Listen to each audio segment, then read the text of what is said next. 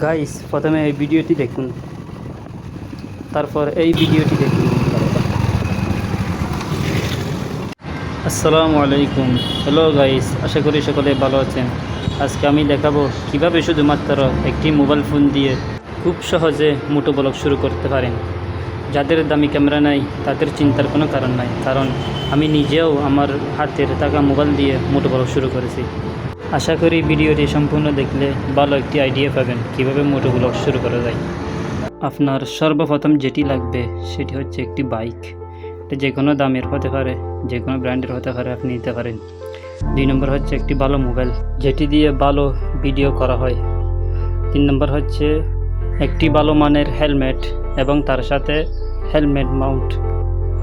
আর 4 নম্বর হচ্ছে আপনি তো ভিডিও করবেন, সেটিকে এডিট করার জন্য একটি ভালো অ্যাপস, যেটি খুঁটিনাটি আপনি এডিট করতে পারেন আর কি। এখন ভিডিও কিভাবে করবেন, প্রথমে আপনার হেলমেটের সাথে হেলমেট মাউন্টটি ভালোভাবে যোগ করুন, মোবাইলটি সেট করে তারপর আপনি আপনার মতো ভিডিও শুরু করুন এবং যেটা মনে হয় সেটা বলতে থাকুন।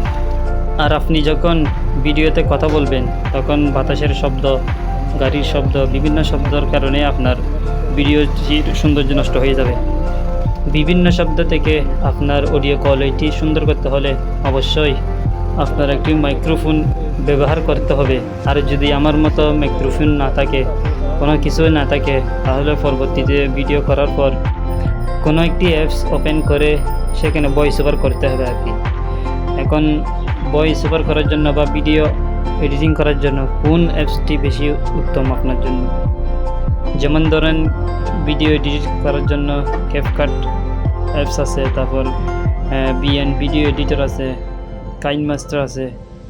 আর আমি যেটি দিয়ে ভিডিও এডিটিং করি বা ভয়েস ওভার দিই সেটি হচ্ছে ইনশট অ্যাপস আর কি। আমি তেমন ভিডিও এডিটিং বা এরকম কিছু জানি না, আমি টুকমাক করি আর কি।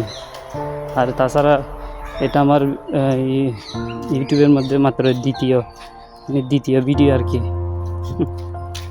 তো এখন যে ভিডিওটি দেখবেন সেটি হচ্ছে আমার মোবাইল দিয়ে করা আর কি। তা আপনারা দেখে বুঝবেন মোবাইল দিয়ে মোটো ব্লগ করা ঠিক হবে কি না। আর এটি আমার ইউটিউবের দ্বিতীয় ভিডিও, তো ভুল ত্রুটি হয়ে থাকলে ক্ষমা করবেন, ভালোবাসা দিবেন। কোনো কিছু পরামর্শ থাকলে কমেন্টে বলবেন, লাইক দিবেন। আর পরবর্তী ভিডিও পাওয়ার জন্য সাবস্ক্রাইব করে পাশে থাকুন। সবাই ভালো থাকবেন, সুস্থ থাকবেন। আসসালামু আলাইকুম।